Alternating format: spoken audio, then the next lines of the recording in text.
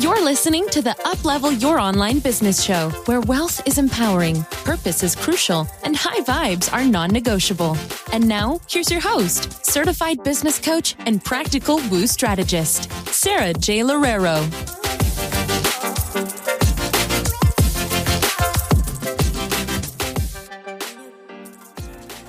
All right, welcome back to another episode of the Uplevel Your Online Business Show with me, Sara.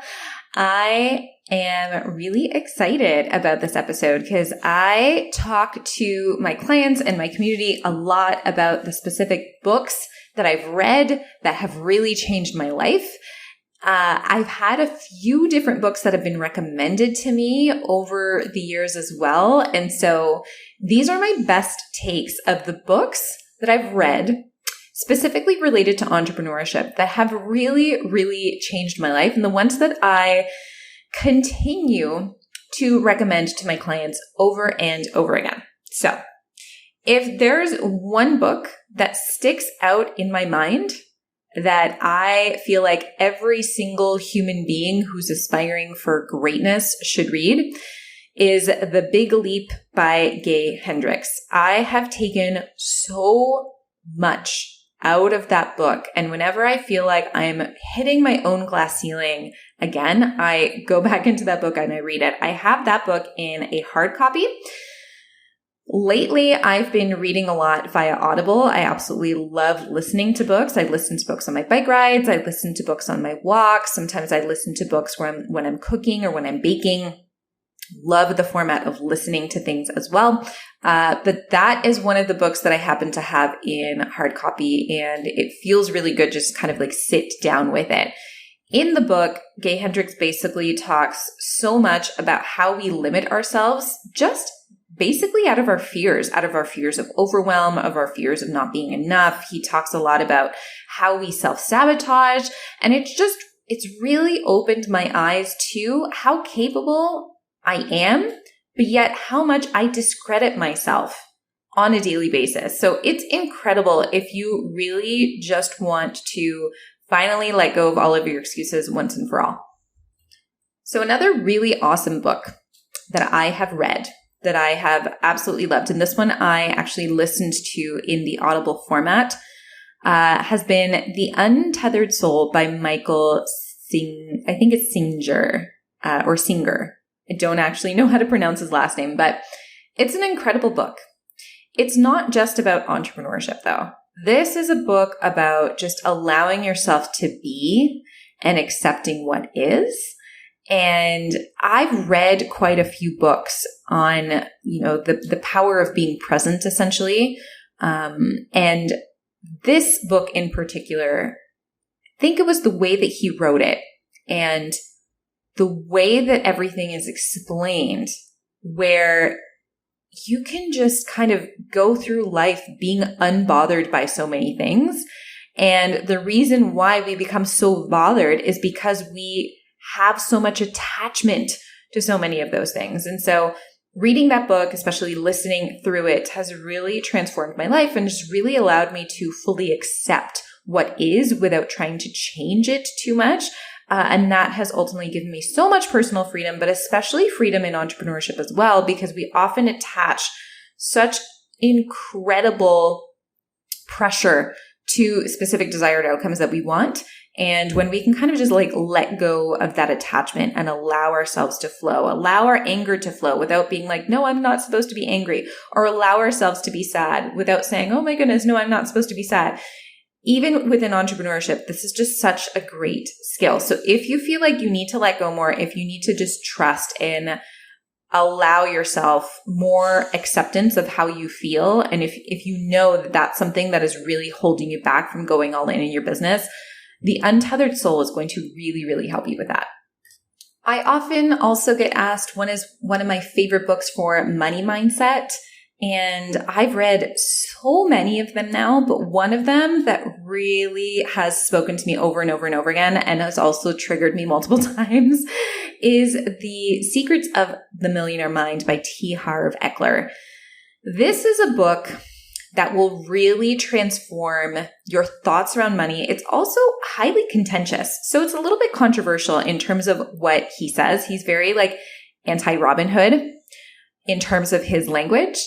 And when I first read it, sometimes I was a little bit triggered and I was just like, oh, but that's not true. Oh, but privilege still exists, right? Like these things still exist. And I don't think that he's saying that they don't, but it is such a great read in terms of really thinking like someone who already has a lot of money. And the more that you implement what he teaches in the book, the more that you can truly feel free around money, but also act around money and make decisions around money in a way that is actually going to help you in the long term and ultimately make your business a massive success. Because business and entrepreneurship, so much of it is tied into your money mindset. I can and probably have done a few episodes about this already, but this is probably the one book out of all of the books that I've read on money mindset that has been in basically one of my top 3. Another book that I absolutely love to recommend to my clients is The Creative Habit by Twyla Tharp. Now, the reason why I love to recommend this book is because we often believe that creativity is this magic genius that comes to us at various parts of the day. And we have this thing that we call writer's block, and we just can't get into a good groove. And, we wake up one morning and we decide, no, I can't. I don't have any creativity in me right now. And so we kind of just have to wait for it to come. And Twyla really challenges this belief. And the reason why I love this book so much is because I find it so much more empowering. I find this idea of looking at creativity so much more empowering than the idea of, oh, well, it just kind of needs to show up for me. If it doesn't, I'm screwed. So the way that she explains creativity is actually that creativity arises as a result of discipline and not the absence of discipline. So usually we think that the absence of discipline is what, in fact, drives our creativity. And I'm not saying that it doesn't. I'm not saying that I don't have a lot of creativity when I'm at play, when at the beach. In fact, those are probably times where I have the most of it. But at the same time, you can develop discipline for really bringing out your creative side. And she talks about this in terms of going to the studio, in terms of going to the dance studio. I think she said at like 5 or 6 o'clock in the morning every single day. And it's from that grit.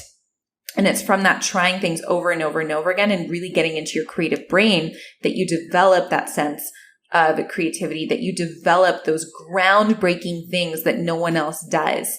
And I've seen creativity work both ways, but I feel like more people are afraid of developing creativity through discipline. And I think discipline gets such a bad rep, especially in today's online industry. Discipline is so good. Discipline is such a good quality to have. And I once read that discipline equals freedom, and I couldn't agree more. And discipline in this book, the way that she talks about it is discipline is a tool or a vehicle for creativity to occur. And so if you've ever felt like you can't sit down and write content, or nothing good comes out, or you're never motivated, or you're not creative enough, and you're just kind of always waiting around for that creativity god to come into your head, and you want a different perspective, this is a really, really helpful book for it. All right. And the last book that I want to include in this specific podcast episode, although I can guarantee there are probably going to be a lot more because I do read so much and I absolutely love learning from really, really great, extraordinary minds. But I feel like this book just kind of rounds out this episode. So the book that I'm talking about is The One Thing, and it's by Gary Keller and Jay Papasan. And this book completely transformed my life.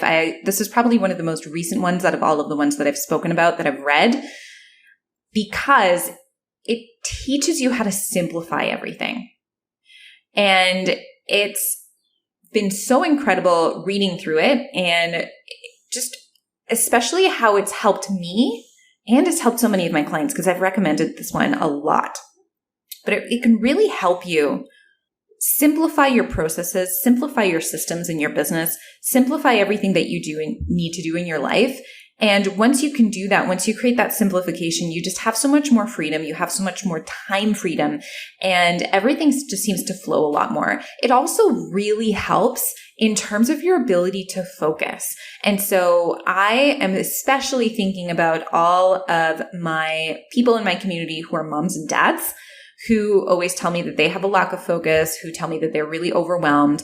Everyone who is listening to this who feels like they're multi-passionate. So if you feel like you want to do a million different things at once, anyone who feels like they want to have 10 different freebies and, like 3 different programs that they want to sell at once, anytime that you feel like your energy is like spread so wide, read this book because it's going to help you so much and it's going to help you really prioritize what actually matters for you.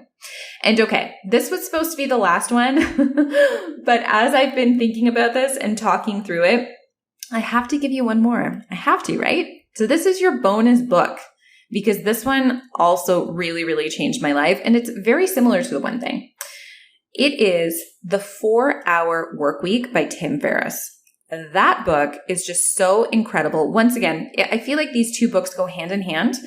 And I just really loved the no BS attitude from Tim Ferriss. I loved just how much he talked about focusing on your strengths. You know how we always say, okay, focus on your weaknesses so that you can get better, so you can be such a more holistic version of yourself.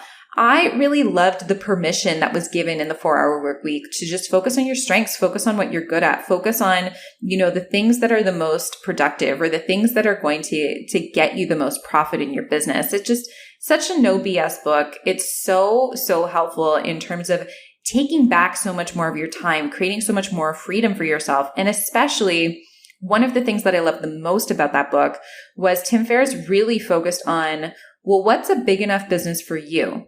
Because what you and ultimately what all of us need to decide in our business is, what is the exchange for time and money that I'm getting? Because there's some people out there who, yes, they want to be millionaires, they want to be multimillionaires, they want to have 7-figure businesses. But do you really need a 7-figure business? Do you really need to be making 7 figures a year? And is making 7 figures a year for you going to, in turn, create a negative in terms of the time freedom that you have, right? And only you can understand that for yourself. And what I see all too often is when people try to scale and try to scale significantly for themselves, they end up really taking away a lot of their time freedom. And I'm not trying to say this doesn't make that much sense in terms of your beginning stages in your business, in terms of your first 2 to 3 years in business. You're going to have to put in a little bit more hustle. You're probably going to have to sacrifice a bit more of your time, and that's totally normal.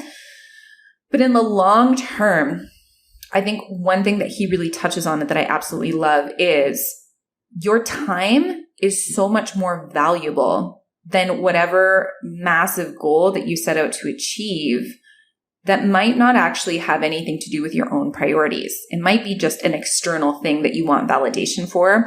And so he really teaches in this book how to get super, super clear about what it is that you want in terms of time and money. And I'm really grateful for that as well. And I always talk to my clients about this. We go through budgeting, we go through higher level versions of themselves and really and truly ask, why did you come up with this number? Why did you come up with wanting to have a 500K year? Why did you come up with wanting to have a 7-figure year? And once we do all the calculations, then that's when we realize how much money they actually need to make in order to live their best life. And sometimes it's a little bit more than they think, especially if they're charging really low. But then other times it creates so much freedom because I don't actually need 500K a year to be doing everything that I really want to do. And so it's the last book on this list for now. If you get a chance, based off of everything that I've just said, I feel like there's some of you who are going to be like, yes, the Big Leap, or, yes, the Untethered Soul, or yes, the Secrets of the Millionaire Mind. Where some of you might be like, nope, the one thing, that's the exact book that I need right now. And so hopefully this diversity of different reads will help you and you'll be able to pick out the best ones for you. I'd love to hear how you enjoyed this episode. If you can leave me a DM in Instagram, it's at Sara without an H, JLoureiro. So Sara J Loureiro. Let me know what you thought about this episode. If you can subscribe, leave a review, it would mean the world to me. And if you know of anyone who needs to give this a listen, feel free to send this to them as well. All right. Thank you so much for listening, and I will catch you next time. Thanks for listening to the Uplevel Your Online Business Show. If you enjoy our show and would like the show notes and free goodies about how to grow your online coaching business, head over to sarajloureiro.com for more information. We hope you'll tune in next time.